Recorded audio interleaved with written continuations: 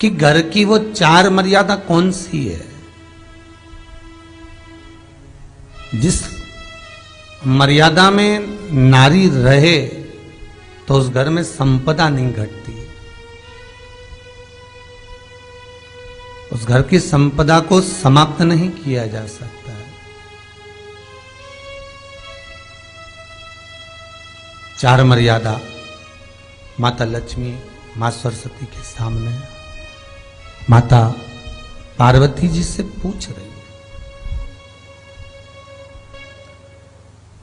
वो मर्यादा है कौन सी जिस मर्यादा के बल पर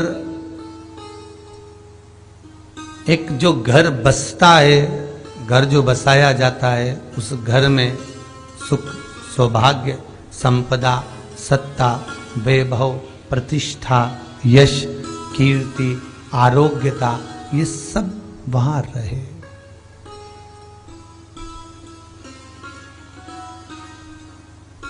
पहला, मां पार्वती ने माता लक्ष्मी को कहा, अतिथि देवो भव।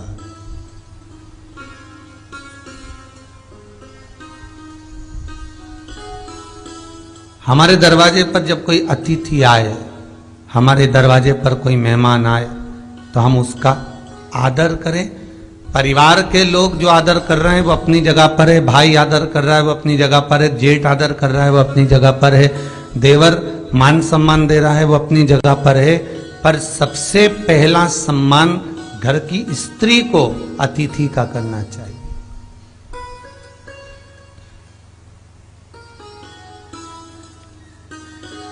सास के मेहमान आ गए, पहचान वाले, बहुवन मालूम पड़े अपने कमरे में बैठी हुई है। मेहमानों ने आकर पूछ लिया, क्यों बहू नहीं दिख रही? बस आ रही होगी। सास गई, रसोई घर में से पानी लाकर पिला दिया। फिर मेहमानों ने पूछा, बहू नहीं दिख रही? बस आती होगी। 2 बार सास ने गिलास भी गिरा दिया कि एक आध तो आ जाओ रही ऊपर से, पर नहीं आई। जब सास ने चाय रख दी और चाय रखकर सास फिर लेकर आई, तो बहुओं के मन में आया, चलो सास ने चाय बना दी है, खुशबू ऊपर आ गई है, अब चलते हैं। और बहू फिर नीचे आई। जो मौसी आई थी, काकी आई थी, बुआ आई थी, चाची आई थी, उनको प्रणाम करा और अंदर जाकर चाय जो बनी थी उसको पिया।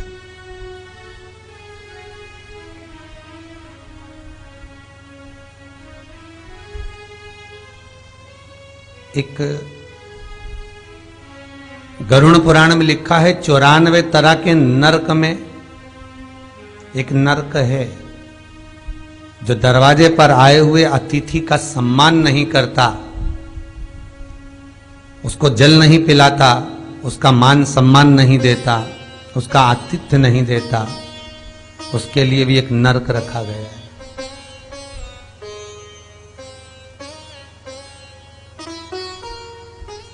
हजारों नरकों में एक नरक वो भी है जिसका हमने आतिथ्य ना करा हो।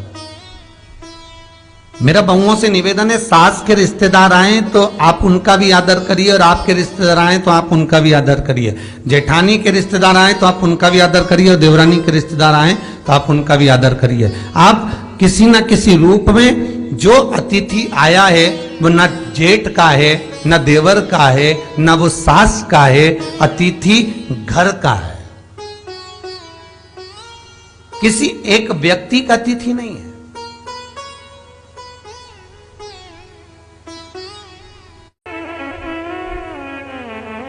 बड़ी बहू सोचे कि मैं घर की बड़ी, बड़े परिवार की, मेरे पास में बहुत धन दौलत, मैं काहे को गिनूं किसी मेहमान को। छोटी बहू सोचे मैं काहे को गिनूं, मंजिली सोचे मैं काहे को गिनूं, संजिली सोचे मैं काहे को गिनूं।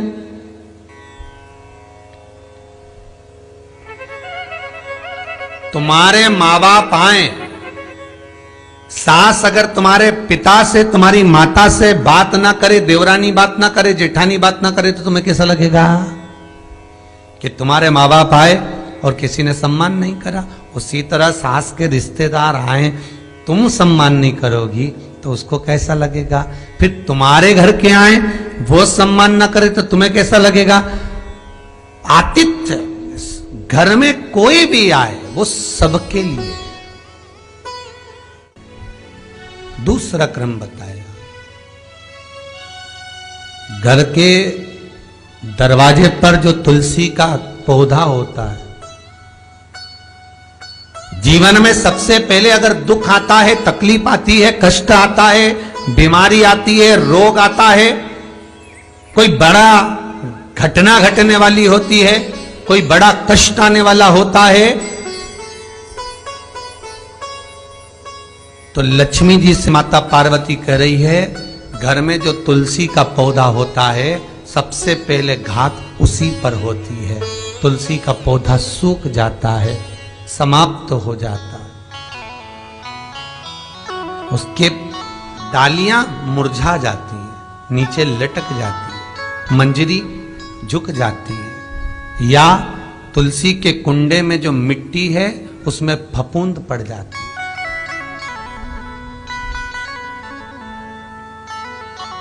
कितना सुंदर बात कही है महाराज।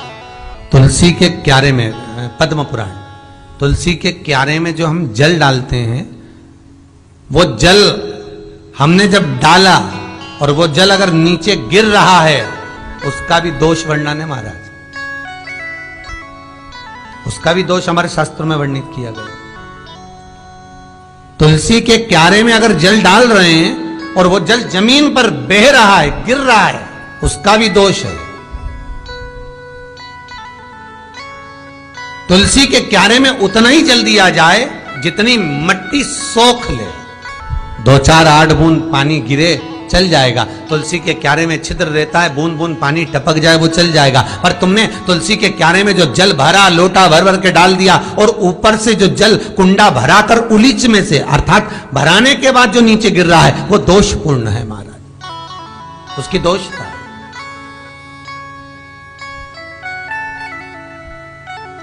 वो दोष देने वाला। तो लक्ष्मी से माता पार्वती जी कह रही हैं कि दूसरा क्रम है घर में वैभव, लक्ष्मी, संपदा, प्रतिष्ठा, यश, आरोग्य को पाने के लिए तुलसी के क्यारे की आराधना, तुलसी के कुंड को नमन करना कर सकते। तीसरा क्रम कहा, घर में चाहे नल लगा हो, चाहे आरओ का प्लांट लगाओ, पानी का, घर में छोटा छोटा आरओ प्लांट लगा लेता है,